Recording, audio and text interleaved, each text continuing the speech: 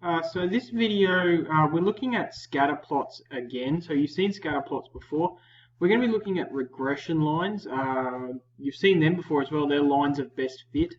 But this time we're going to be doing it all with the graphics calculator. So maybe just before I do this with the graphics calculator, I'll just show you what I'm talking about. Remember, we're talking about a scatter plot. Oops, there's an X and a Y axis. A bunch of dots that look something like this. And then we draw a line of best fit through those dots. You've done this by hand before. This time we're going to use our calculator. Our calculator allows us to do some extra stuff that's going to make that line more useful. It's going to allow us to make predictions about maybe the future, or also make some predictions about stuff that's happening now, if that makes sense. It'll make more sense as we talk about it. Okay, so here's a question that we're going to do using our calculator. The following table shows the bus fare charged by a bus company for different distances. So we've got our Brisbane City Council bus. So if the bus travels 1.5 kilometres, someone had to pay a fare of $2.10. If they only travelled half a kilometre though, they had to pay $2.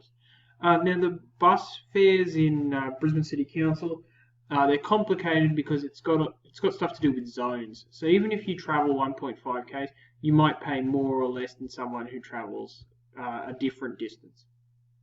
You can see we've got two people here that travelled half a kilometre, 0.5 kilometres. That guy paid $2. 0.5 kilometres, this guy paid $2.10. So it's not just dependent on distance, although you would expect that the further you travel, the more you pay.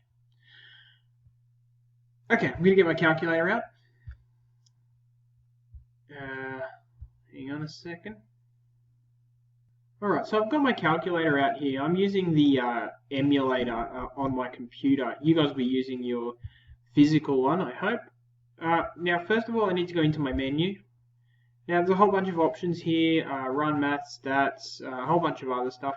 You guys, this whole unit is called statistics. So, and you can see a nice little drawing of a scatter plot there. So that's what we're going with, scatter plot. So arrow across to that, choose scatter plot. Choose statistics.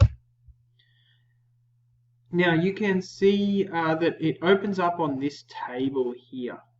And you're going to need to type all of that information into there. So 1.5, 0.5.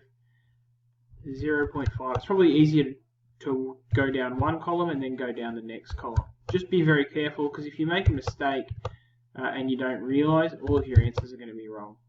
Alright, I'm just going to get that done really fast. 8, 4, 3. And then go over to list 2 and do the same thing. 2.10. That'll take a little while. I'll come back in a sec.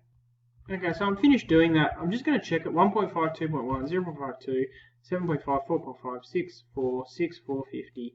250, 260, 0.5, 2.1, 8, 4.5, 4, 3.5, and 3, 3. There's a saying in computer science, garbage in, garbage out. You really want to make sure you get those numbers right, otherwise the whole thing falls apart. There's no sort of half thing here. Either you get it right or you don't. So, I've typed in all of those now, and there's a whole bunch of different things we can do. Most of this is all sort of stuff that the Maths B students are doing. We're going to be interested in this button here. We're going to graph it. Now, when I click graph, there's graph 1, graph 2, graph 3. Before you get into graphing anything, though, you need to set it up. So this SET button, the set button, we're going to set that up. Okay, now, luckily, it's pretty much already set up for me. I was hoping that it would be a bit more complicated than that. Now, we're doing the graph type we're doing is a scatter plot. You can see there's different types of plots you can choose. If it's not already set to scatter plot, just press F1. Now it's important you look at this. Our X values will be list 1, and our Y values will be list 2. When you drew that table, the first one is called list 1, the second one is called list 2. So you can change that list. You could say you wanted list 5 to be your X value, but we haven't typed anything into list 5 on those rows, so we want list 1. Now the frequency, when it comes to these scatter plots, the frequency will always be 1. And you can play with these mark types. You can have X's or these ones or these ones. I'm going to choose X's. Okay. It's set up. Nothing happened yet. I still need to press graph 1 to say that I'm graphing it. And you can see that we have this awesome scatter plot set up on our graphics calculator. Okay. Now you can arrow around that scatter plot if you want to look at different sections of it. Okay. That's half of what we're doing. The other half is fitting a line to this. Now, some of this is going to look a little bit complicated, but if you follow these steps, it's the same every single time, so it shouldn't be too difficult. We're going to do a calculation, so we're going to click the Calc button. Now, there's a whole bunch of stuff here.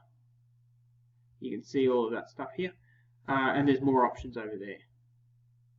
Now these are all different types of lines that you can fit. You can fit what's called a logarithmic line or an exponential line or a power or a sine curve, all sorts. Now luckily for us, we're only ever going to be interested in one type of curve, and that's this one.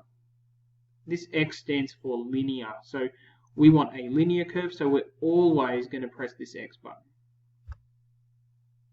Oh, whoa. Okay, whole bunch of numbers here.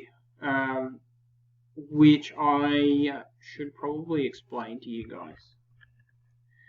Okay, I'm just going to move my calculator over here for a minute. I'll come back. Okay, this while those numbers look really big and impressive and a bit scary, this is where what it's really all about. These are really, really important. Now, this thing down the bottom, y equals ax plus b. There is our function of our line. Y equals ax plus b. Okay, just get my calculator back. Now, the y and the x represent whatever we put on our y-axis and our x-axis. In this case, the x-axis was the distance that our car traveled, or that the bus traveled, and our y value was the fare, how much it costs in dollars, and that's in kilometers. Now that's what the y and the x stand for. So the x stands for distance and the y stands for the fare, the dollars. The a and the b value are given here on the calculator and here on the calculator. So the a value is 0.3686. I'm going to round it to 3 decimal places. So the a value is 0.369. So the a value, this thing here, is 0.369. And the b value, you can see here, is 1.82. Now, we can rewrite that whole thing to say that the y value, which is the fare, is equal to 0.369 times x, which is the distance, plus 1.82. I could rewrite it one more time. These y's and x's probably don't help our cause much. Remember that y is here, it's the fare, so I can write f for fare, or the cost, equals 0.369 times the distance, so I can make d there, 0.369 times d plus 1.82. Now I know this is looking a lot like algebra, and you're right, it definitely is algebra. Make sure that you just follow our steps and you shouldn't have too much trouble. Okay, the only other number you might be interested in is the r squared value. R squared value. This one has an r squared value of about 0.95.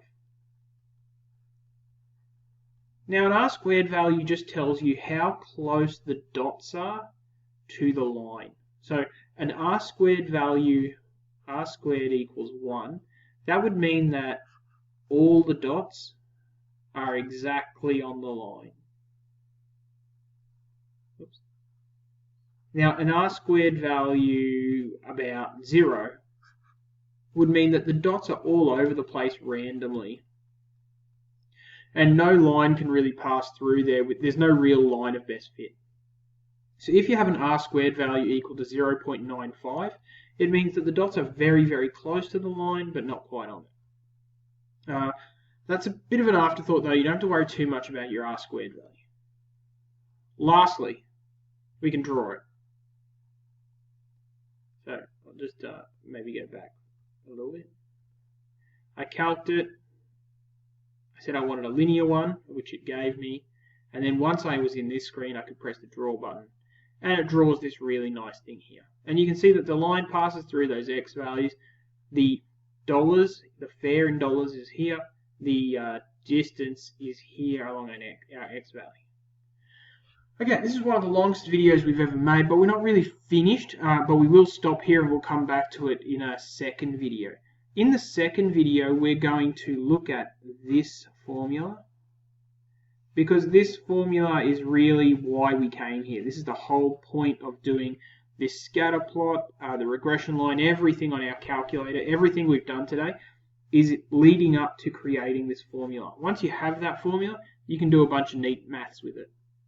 Until then, catch you later.